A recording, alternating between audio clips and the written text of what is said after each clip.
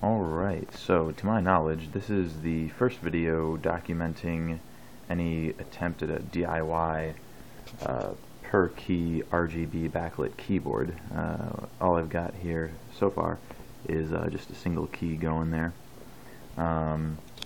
So what I did was I bought these Dolce, I believe it's pronounced, keycaps. They've got a little clear window in them there. I got some Cherry MX clear switches. They've got a little slot for LEDs there.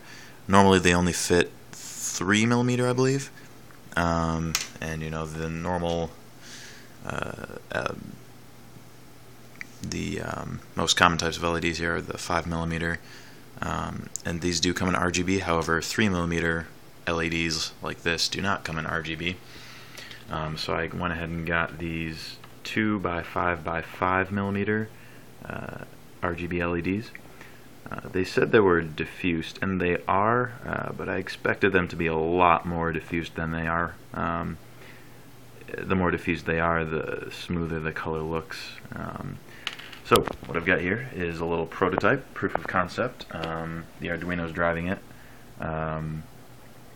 The code for it is really ugly, but it works as a proof of concept. So let me turn off the lights here, and we should actually be able to see this thing shift through colors.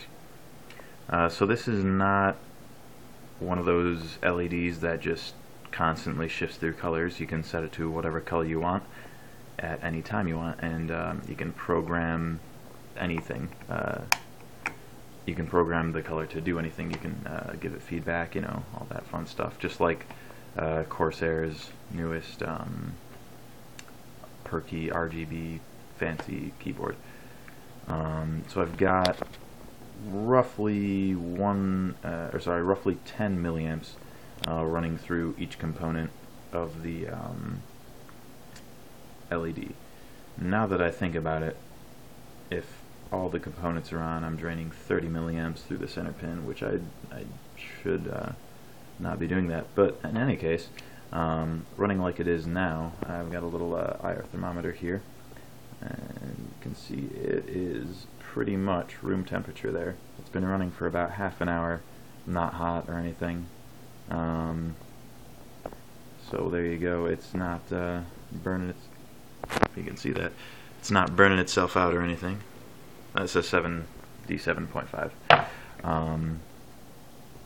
And the LED fits in there quite nicely. You can press the keycap all the way down, and it doesn't make contact with the LED. It is a bit bright looking at it. I'm sure it's terrible on the camera, but in person it's not as bad on the camera. It's still bright though. And you can somewhat see the separation of the colors in the LED. So I may try to mask the window here in the keycap, diffuse it with some of that film from inside monitors or something. I'll figure something out. But yeah, that's my progress so far.